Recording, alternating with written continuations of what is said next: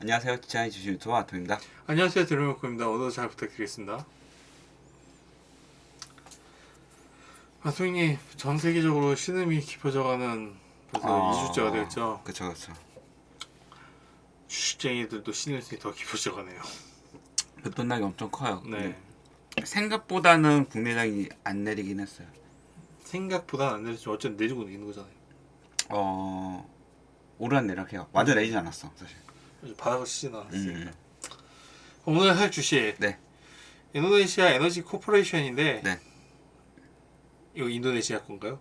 뭐 맞는데 네. 일단 상장은 아멕스 미국이죠. 미국에 돼 있고 또 이거 어디서 이런 걸 또 가지고 있는지 모르겠는데 시총은 1,830억이고 네. 어제 약 40% 급등해서 이제 미국은 상한이 없으니까 현재 20달러 됐어요, 수당. 네. 근데 일단 유가 관련주고 이게 지금 WTI 유가가 계속 오르다 보니까 이슈가 돼서 오른 것 같긴 하거든요. 사실 검색을 이제 인도네시아 쪽 그냥 검색하니까 원래 인도네시아 좀 에너지 광물 게 이거 주식과 별도로 좀 많아요. 근데 뭐 인도네시아가 석탄을 많이 생산하는데 석탄 수출 금지한다. 그리고 우리나라에서 이제 뭐 2차 전지 업체들 이런 데 많이 투자도 하고 그런다. 약 한 달 전에 인도네시아 에너지가 급등한 적이 있어요. 보시면은 주당 2.8달러에서 아까 20달러였어요. 급등해서 8달러 됐거든요. 지금 엄청 거의 한 달, 물론 이제 3월이니까 두 달 새에 10배 된 거예요, 이 주식은. 샀어야 되네. 아니 근데 이게 투게를 봤는데 네. 인도네시아 자카르타에 있고 이제 뭐 유전을 시추한다 막 이런 게 거긴 한데 오른 거는 시추 계획을 발표를 해가지고 한 두 군데 정도 한다고 해가지고 오른 거긴 해요. 근데 이 기사는 사실은 1월 달에 기사였거든요. 이거는 났고 이걸 사대 안 상태에서 최근에 러시아 사태 때문에 지금 뭐 유가도 그렇고 온갖 광물이 다 오르니까 이게 제 주목이 돼서 오른 게 아니야 이런 생각이 있는데 지금 기업계에 보시면은 대충 보면은 월 평균 9,900배를 석유 생산하고 시타블록에 있다 이렇게 돼 있어요. 솔직히 그러면 이게 매출액이 얼마냐? 매출액이 얼마냐? 이거 억 단위거든요. 2020년 기준 매출 24억. 기름에 쓴데 얼마 안 되네요. 얼마 안 되는 정도 엄청 적다 지금. 아니, 그냥 얼마 네, 얼마 안 된다. 엄청 안 된다. 작년도 뭐 71억, 재작년 45. 그래서 아니 이거는 내가 숫자 잘못 본 줄 알았어. 그래가지고 뭐 숫자 이상한데 해서 딴 데를 봤는데 맞아요 24억이. 그래가지고 그래서 사실 10배 올라도 1800억이 정말 작았으니까 10배 오르기 전엔 180억이었고 180억이면 이해가 좀 가더라고요. 그래서 그런 쪽으로는 이 주식은 뭐 당연히 사면 안 되죠. 예. 이게 결론입니다. 그렇군요. 그 이름만 보면 뭐 국영기업이다 거의. 인도네시아 석유를 좀 많이 하나요? 그건 전혀 모르겠네요. 그렇군요. 있긴 있을 것 같은데 예, 잘 몰라요. 유전 자원 부국인지는 그건 모르겠다. 주식회 그런 거 잘 알아야 되잖아요. 인도네시아는 제가 좀 공부 좀 할게요. 제가 아는 게 좀 부족해서 저쪽 지역은. 알겠습니다. 이번에는 국내 주식 할 건데 박셀바이오. 와, 이 주식 오랜만에 등장했네요. 오랜만에 등장한 거예요. 그렇죠. 이 주식 별로 등장할 일 사실 별로 없어요. 그래요? 지금 차트를 봐요. 저 일봉인데 등장하게 생겼나? 무너지고 있죠. 네. 일단 오늘 거지 사가 가까이 뭐 23% 올랐어요. 네. 23% 올라서 시총이 7천억 해서 하고 이제 박셀바이오는 이름만 들으면은 뭐 한 번 들으면 이름을 잃어버리지 않게 야 잊지 않을 정도의 강렬한 이름을. 건전지 느낌이네요. 백셀? 뭐 닉네임으로는 뭐 박살 난다 뭐 그런 것도 있어요. 근데 재무제표 간단하게 보면은 매출이 없어요. 뭐 흔한 바이오 회사답게. 신규 회사인가요? 상장한 지는 한 2년 됐어요. 얼마 안 2년. 됐네. 예, 그렇긴 했는데 그 설립된 지는 2010년도 그 정도. 그건 왜 폭등했나요? 아, 오른 거요? 그 전에? 네. 그거는 임상 결과 좀 잘 나와서 있는데 제가 그거는 설명 좀 이따 할게요. 네. 그래서 사실 이거를 재무제표 가지고 접근을 하긴 좀 어렵고, 가치 투자인가요? 아, 이거 가치 투자가 아니죠. 이거 영원의 배팅이죠. 영원의 배팅. 아니, 그 기업의 파이프라인 파이프라인 봐서 하는 거는 사실 진짜 어렵고, 지금 차트를 봤을 때 이게 좋은 차트는 아니에요. 이게. 아 그렇죠. 네. 뭐 이익이 전혀 없는데 뭐. 그리고 좀 볼게요. 그래서 리포트로 NLS 리포트로 좀 봤어요. 네네. 이건. 그래서 보니까 딱 4개 있더라고요. 한 2년 전에 2개, 2년 전에 3개, 그리고 작년에 하나 있는데, 상장은 하나금융투자에서 했기 때문에 뭐 주관사 업데이트 자료 좀 내줬고, 보면은 항암 면역 치료제 쪽입니다. 암 관련된 거네요. 네, 맞아요. 속에 보면은 2010년 2월에 설립되었고, 선천 면역에 해당하는 NK 세포, 그리고 항원 지적하는 수지상 세포, 그리고 적은 면역에 해당하는 T 세포 이렇게 되어 있는데, NK 세포는 이제 공격 세포, 그리고 수지상 세포는 방어력을 이제 키우는 애들 있잖아요.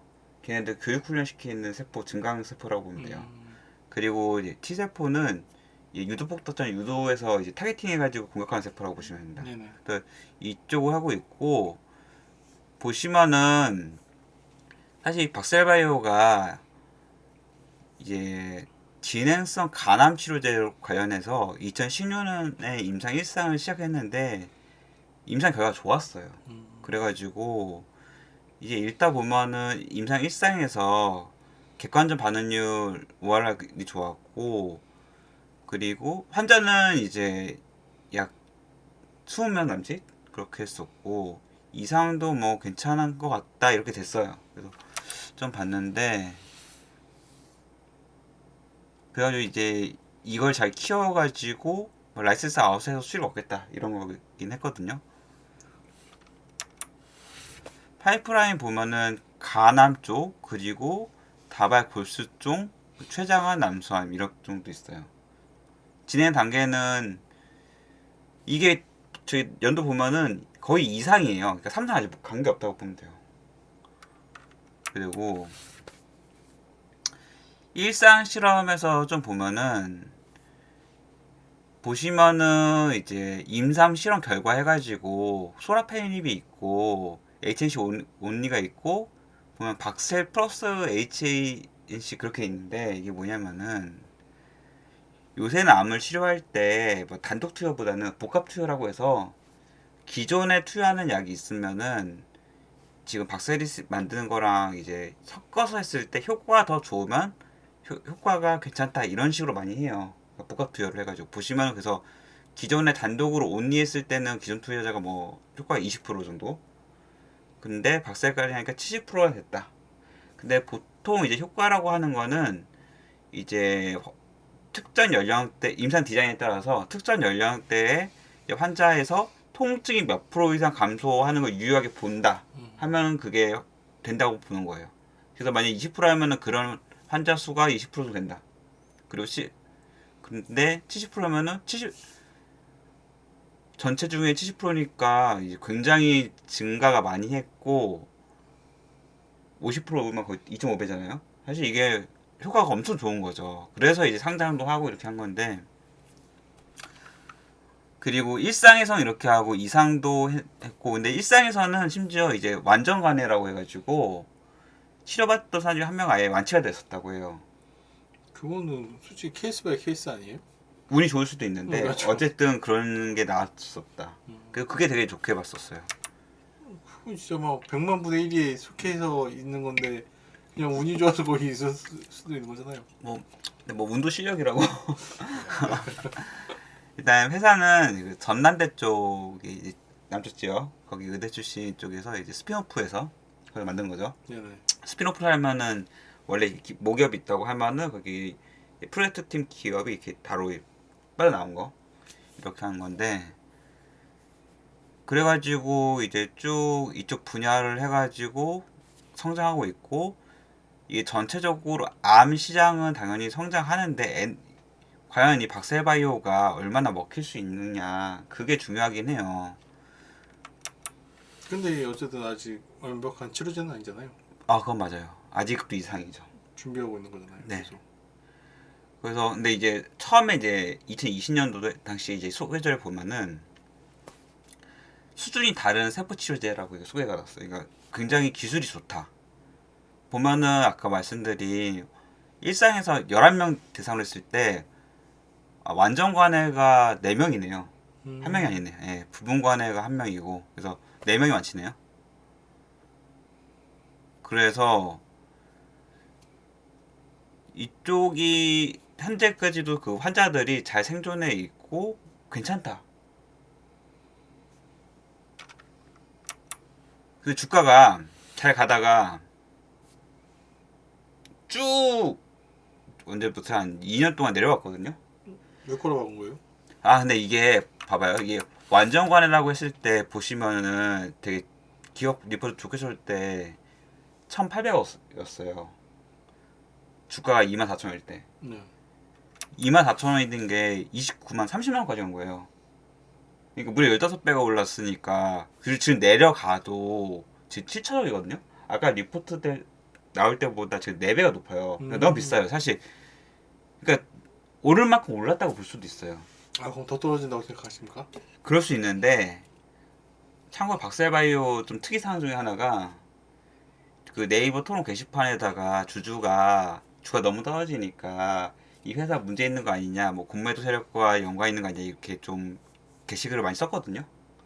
회사가 특이하게 고소를 했어요. 보통 그래요? 네이버 게시판 그거 안 건드리는데 좀 그걸로 유명해서 내가 쉽게 말을 못 하겠네요. 아니 말을 하세요. 아니 어. 상관없어요. 어차피 이건 그냥 개인적인 견해잖아요. 개인적인 견해요. 위험하죠. 위험합니다. 아 왜 고소 고발이 어디 있어? 아하. 우리가 뭐 잘 나가던 유튜브도 아닌데. 아, 그렇죠. 그렇죠. 그렇죠. 어쨌든 현재 7천억인데 자, 근데 박셀바이오 그래서 직원들은 어떠나 네. 그 자플랜시 들어가 봤거든요. 예를 들어서 이제 헬리 스미스 같은 애들 난리도 아니에요, 진짜. 나오고 근데 특이하게도 없어. 리뷰가 없어요. 보통 이렇지 않는데. 다 자른 거 아니에요? 그럴 수도 있는데 별점도 없고 이럴 수가 있나 그런 생각이 들어서 기사를 잠깐 봤는데 이 전남 바이오 산업 기술력 미충원을 해가지고 회사가 전남 쪽에 있다 보니까 사람들이 안 온다. 판교까지만 간다. 그래가지고 이렇게 기사 있으면서 밑에 보시면은 박셀 바이오 관계자가 직접 인터뷰를 했습니다. 1년이라는 호소했다. 아무도 오지 않는다. 아, 그럴 것 같아. 사람이 없어서 그러면 안 쓴 거 아니야? 그럴 수도 있어요. 연구를 하고 싶어도 누가 여길 뭐 있겠냐. 이게 전남 쪽까지 막 좀 그렇습니다. 좀 그렇고. 여기서 또 수도를 얘기하네. 이제 뉴스공시 최근 거 이제 쭉 봤거든요. 2020년부터 내려가서 봤는데 이제 기사는 좀 더 뒤에 보겠지만은 이상에서 2세대 NK 치료제 적용해서 좋았다 이래서 오른 거긴 하고 보면은 동물의약품 총세분자도 영입하고 뭐 쭉 있으면은 뭐 평범하게 있긴 한데 중간에 한번 인장 디자인 한번 바꿨을 거예요. 그래서 그런 게 좀 악재로 작용한 것도 있고 회사에서 이제 일단 나름 노력을 많이 하는데 이제 오늘 많이 올랐잖아요. 근데 그걸 보면은 회사가 지금 원래는 1세대 NK 치료 세포 치료제라고 해서 1세대가 뭐냐면은 여기 근데 NK가 그거예요. 내추럴 킬러 세포라고 해서 자연 사유 세포. 그러니까 킬러라고 보시면 돼요. 세포 중에. 1세대가 뭐냐면은 원래는 이 환자, 그러니까 치료를 받아야 환자가 병원을 방문해서 본인 혈액을 일단은 제공을 해야 그거 가지고 만드는 거였거든요. 그리고 이게 좀 그렇게 만들다 보니까 제조 시간과 다음 투여 시간들이 좀 정해져 있었어요.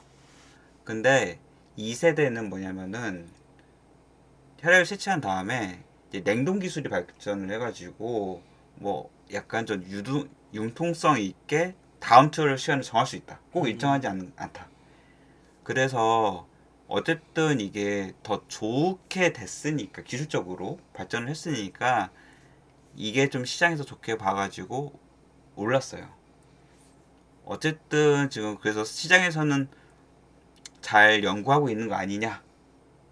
그리고 사실 박셀바이오는 주식 중에서 이건 넘어갈게요. 네. 네, 고소고발 당할까봐. 네? 아니 그 다른 이제 용누라고 하시는 분이 많이 하시는데 옛날에 많이 하셨어요. 옛날 많이 하셨는데 약간 단타 세력들이 되게 좋아하세요. 한때. 재료가 돼서. 네. 그래서 참여하고 있는 플레이어들이 무림 고수들이 많고 고인물들이 워낙 많아가지고 어려워요 주식이. 그러니까 반등해도 이게 장투로 하기가 급등할 수 있는데 그만큼 또 급락할 수도 있어요. 그렇게 생각합니다. 모든 주식이 그래서. 네. 알겠습니다. 시황은 뭐 어떻게 돌아가는 것 같아요? 시황이요? 네. 시황은 이제 어제는 이제 안철수 윤석열 단일화 있으면서 그는 욕먹을 짓 한 거고요. 액션 너무 취하더라. 그래서 어제는 윤석열주가 사실 고점에서 많이 시작을 해서 내려왔었어요. 그죠. 시작은 고점으로 시작했는데 왜냐면 8시에 발표한다고 해가지고 아침 8시 정치 때마주가 사실 그래서 거의 이제는 끝물이고 현재부터 대선인데요. 네. 그리고 계속 전쟁 관련해서 다행이라면 다행히 우리나라는 이제 관련해서 오를 만한 주식들이 그냥 오른다. 뭐 식품이라든지 보안이라든지 미사일이라든지 내리지 않으면 감사하게 생각합니다. 사실 나름 좀 아무튼 현재는 뭐 시황은 좀 그렇게 하고 있고 최근에 철강 가격이 많이 오르면서 유연탄도 그렇고 알루미늄도 그렇고 원재료 가격이 많이 오르더라고요. 아연도 그래요. 그래서 광물 기업이라든지 그게 좀 많이 주목받고 있고 뒤에 얘기도 하겠지만은 물류 기업 쪽 지금 이제 해운 쪽 운행비가 많이 올라가지고 그쪽도 지금 계속 오르고 있죠. 하세요 계속. 네. 왜 저를 쳐다보시나요? 일단 오늘 준비한 종목은 네. 경남 스틸인데요. 네네네. 이 종목 아까 뭐 헌님 얘기할 때 제가 미수 써서 좀 질렀던 종목입니다. 어제 질렀고요. 아마추어네요. 네? 아마추어 장난을 써야지. 가지고 그 정도밖에 못하십니까? 이게 전통적인 이제 홍준표주기도 하고 신기하게 홍준표랑 홍준표란다. 경남스틸이랑 한국선제가 원래 홍준표 대표주인데 한국선제도 어제 거의 상한가 가까이 올랐다가 20%좀 넘게 마감한 것 같고요. 그리고 40%가 내려갈 수도 있겠다. 그리고 경남스틸도 같이 오르길래 근데 정치적 해석은 잘 못했어요. 어쨌든 도대체 윤석열이랑 안철수가 같이 이제 짝짝꿍을 했는데 도대체 홍준표주가 왜 오르는지 그건 잘 모르겠는데 오르길래 홍준표가 나오나 보지. 어쨌든 그래서 그리고 이게 철강 쪽이 어제 많이 올랐거든요. 다른 쪽 철강 쪽들도 겹치는 거예요 사실. 그래서 초반에 베팅을 한 9시 반 정도 했다가 어제는 물지면서 끝났는데 주식 자체가 재무적으로 괜찮고 실적 발표했는데 나쁘지 않아요. 영업이익 60억인가 났었고 그러다 보니까 이제 오늘 좀 정리를 했는데 매수 이거 제가 이제 드리고 싶은 거는 말씀은 제가 요새 좀 책을 읽다 보니까 그런 걸 느껴요. 그러니까 사람들이 재무제표도 사실 이제는 거의 다 잘 알고 차트도 어느 정도 알고 테마도 잘 알아요. 다 고인물들이 너무 많아. 엄청 많아. 비슷비슷해. 그래서 똑같은 재료 가지고 과연 어떻게 이익을 낼 수 있을까?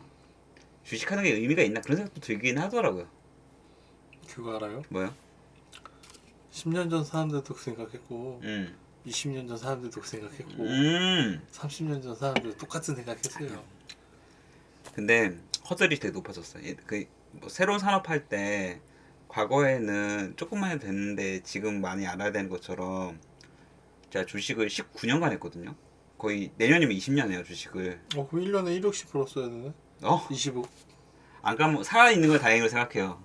근데 과거에 했던 그 노하우보다 지금의 일반인들 노하우가 훨씬 더 많아요. 기본 베이스 실력이.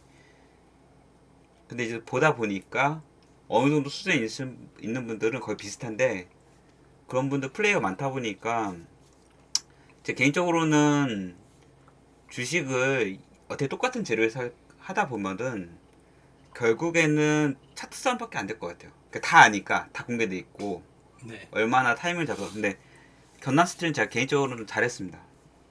이거를 제가 5,200원에 거의 절반은 매도했거든요. 거의 오늘 고가에 차트 보면은 얼마에 샀어요? 4,500원? 4,400원 그리고 얼마치 샀어요? 얼마씩 샀냐고요? 한 900만 원? 돈이 썩어나네. 아니, 저- 인생은 한 방이랬으면 한 방에 잃어버려야지. 아이고. 아니 전 주식을 좀 여러 개를 하니까 알았어요. 다음에 합시다. 네. 네, 보면은 중요한 거는 이제 제가 왜 5,200원에 매도 던졌냐 사실 이게 중요해요. 이게 왜 던졌는데요? 견난스틸이 옛날부터 5,200, 5,300원에서 물량이 나와요. 근데 이게 중요해요. 제가 지금 주식에서는 예약 거셨나요? 당연히 예약 걸었죠. 예매도 걸어놨죠. 그리고 밀릴 때 나머지 더 뭐 4,800원, 700원, 600원 그냥 정리했어요. 어느 정도 정리하고. 물론 이제 이렇게 밀리다 6,000원 가고 회사는 괜찮아요. 회사 자체는 괜찮은데 뭐 경남 지역 해가지고 우리나라 철강 쪽 이제 도급으로 도매 쪽 하는 거 한 7개 쪽 가전기업 중에 하나 그런 정도 되는데 내렸으니까 이제 사야죠. 아 그것도 맞아요. 그것도 맞는데 보통 이제 결국엔 주식밭에서 살아남으면은 일봉, 주봉, 월봉의 매물대를 볼 수밖에 없어요. 그리고 다들 이제 알기 때문에 어디가 가면은 사람들이 몰리고 어느 정도 가격대가 가면 던진다. 그게 좀 오래 한 사람들은 감으로든 뭐 본인이 뭐 선을 긋든 다 알고 있거든요. 근데 지금 5,200원대가 옛날에 갭상승했을 때 한 2022년도 초반 그때 물량 많이 나올 때 저 구간이에요. 그래서 던진 건데 이게 그나마 요새 주식하면서 생존할 수 있는 방법 중에 저는 하나 생각해요. 그러니까 급등할 때 매수를 한다는 거는 바로 다음에 매도 물량이 크게 나올 수도 있다는 거거든요. 다들 매수를 했잖아요. D라는 거죠, D. 네. 근데 그걸 노리는 하이에나 같은 고인물들이 너무 많아요. 왜냐면은 우리나라에서 가치 투자가 거의 좀 불가능할 정도로 박스권 매매라는지 아주 오랫동안 한 사람들은 그게 안 된다. 왜냐면 주가 이렇게 올라야 되는데 우리나라는 계속 이렇게 가니까. 그래서 이제 본능적으로나 경험적으로 일단 어느 정도 오르면 던지는 구간대가 있거든요. 그래서 던지셨죠? 던졌죠. 예, 던졌죠. 지금 상태에서 던질 수밖에. 그리고 지금 대선이 이제 투표일이 한 이틀 남았잖아요. 뭐 주말 하고 뭐 더 될 텐데 정치 테마주는 기본적으로 대선 전에는 하루 전엔 정리해 주는 게 좋아요. 결과에 상관없이 다 떨릴 수 있어서. 이미 다 떨어져 있으면. 이미 다 떨어져 있으면요. 실적주 아니면 접근하지 않는 게 좋죠. 왜냐면 물량 인상이 너무 많아서 그 물량이 잘 나오지도 않고 그게 폭탄처럼 돌겠죠? 초보들이 너무 많아가지고 올라가기도 힘들어요 사실. 어쨌든 다음은 정책주로 그러니까 대신 분의 정책 그쪽으로 접근하는 게 차이 나요. 네. 할 거면. 사실 오늘 하고 싶은 말은 경향수지 하나만 해도 저는 충분하다고 생각하고 뭐 대충 이제 주가 오른 거는 뭐 영업이익도 있고 뭐 혼준표 그런 것도 있고 해서 올랐고요. 다음은 H&M인데 제가 지난주에 H&M 샀다. 꽤 많이 올랐어요. H&M이. 저는 아직도 안 올랐어요. 아 그래요? 아직 밀렸구나. 그럴 수 있어요. 지금 15% 올라서 이제 17조인데 제가 개인적으로 오늘보다 좀 놀라운 거는 거래액이랑 거래량인데 일단 거래 대금이 1조예요. 그리고 미쳐 돌아가죠, 갑자기. 아니 외국인 매수가 눈을 의심할 정도로 600만 주를 매수를 이 주식을 엄청 산 거거든요, 사실은. 업계에 들어갔잖아요, 순위에. 그렇죠. 그러니까 그러죠. 그것도 맞는 말이에요. 근데 그만큼 괜찮다라고 생각을 해요, 사실은. 이게 영업이 7조가 났으니까. 제 주식은 또 오를 거예요. 아무튼 그래서 저도 좀 더 사야 되나 좀 고민이 조금 있어요. 네. 3만 원대 초반이면 몰랐는데 조금 중반 가가지고 아니에요, 더 오를 거예요. 한 10만 원 올라야지. 그럴 수 있다, 그럴 수 있어. 지금 차트상은 이런데 개인적인 생각은 5만 원대 직전까지는 5만 원 넘으면 좀 쉽지 않을 것 같아. 그때는 이제 매도 물량이 나올 것 높은 같고. 것 같은데. 그러니까 이런 사람 이런 생각을 가지시니까 뭐라고요? 이런 생각 가지시니까 4만 원대까지는 쉽게 올라갈 수 있다 생각해요. 그러니까 아니에요. 저 10만 원까지는 쉽게 올라갈 것 같아요. 뭐 그럴 수도 있는데. 영업이익이 너무 최대 시적이라서. 그것도 말이 되는데 사실 이렇게 한 2년 되면은 시총을 버니까 그렇죠. 지금 조금 차트가 불안하면서도 돌파할 것 같은 그런 모양이긴 해요. 떨어지면 더 사도 되지 않나 실적이면 그런 생각도 있고. 이런 그렇습니다. 상황에서 외국인이 공매도를 할까요 안 할까요? 이런 상황이요? 네. 600만 주 매수했는데 안 하겠죠. 오. 근데 그 한국 거래소 가면은 공매도 현황이라고 나오는 게 있어요. 그건 현황이잖아요. 아 예. 근데 그거를 이제 그래도 산 것 같아요. 그 약간 흐름이 한 1위부터 50위까지 주간으로 모니터링하면 좋습니다. 하셨나요? 저는 공매도 모니터링 사실 잘 안 해요. 그러면 좀 전 잘 안 해요. 자, 아무튼 네, 다음은 직방인데요. 네. 직방 뭔지 아시나요? 네, 집과하는 방이죠. 말 그대로죠. 정답. 전 직방이 시가총액이 지금 한 비상장 쪽에서 한 3조 정도 된다고 해요. 근데 얘가 IPO를 할 수가 있다고 하는데 직방을 옛날에 투자한 회사도 있을 거잖아요. 벌었겠죠. 근데 그것 때문에 그 지난번에 상장했던 스톤 브릿지 벤처스가 오늘 시간 외까지 하면 상한가를 갔어요. 그 상장 직후 막 좀 내려가다가 그래서 사실은 어제 시간에 단일가로 10% 오르길래 뭐가 있지 이렇게 하다가 어쨌든 상장하고 좀 내렸는데 다시 올라오길래 사야 되는 그 생각이 조금 있었거든요. 그거 안 샀죠.